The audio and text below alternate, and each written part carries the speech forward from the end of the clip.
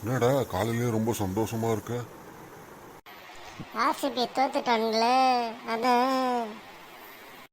ஓ, அதான் நீ ரொம்ப சந்தோஷமா இருக்கியா? சரி சரி. ஆமாப்பா, சிஏகே ஜெயிச்சுட்டு ரொம்ப ஆடினானுங்க, ரொம்ப செலிப்ரேஷன் பண்ணானுங்க. ஆனால் ஆறாவதுகிட்ட தோத்துட்டானுங்களே.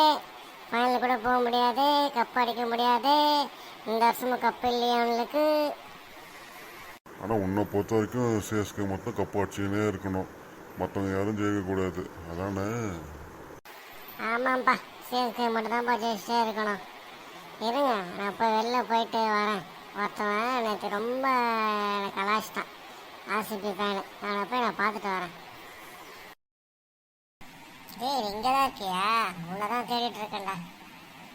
நானே மேட்ச் தோத்துட்டாங்கன்னு ரொம்ப வெறுப்பாக இருக்கேன்டா. நீ வேற கம்மிடுறா. அதான் தோத்துட்டீங்களே. சிஎஸ்கே ஃபேனை எப்படி வெறுப்பேற்றுனீங்க? சிஎஸ்கே ஜெயிச்சிட்டு எதுவும் தோத்துட்டீங்களே. ஆமாண்டா, சிஎஸ்கே ஜெயிச்சு சந்தோஷமாக இருந்தோம். கப்பு இந்த வருஷம் எங்களுக்கு தான்ட்டு.